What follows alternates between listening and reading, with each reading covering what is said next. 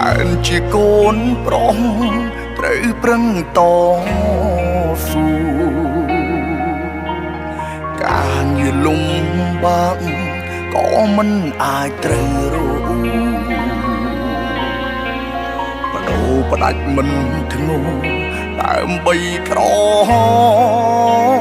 ពះ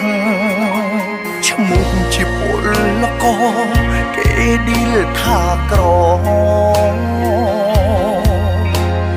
រួមទាំងត្រដនៅក្នុងជីវិតមិនមែនអ្នកមានរស់ក្នុងជីវភាពក្រពិត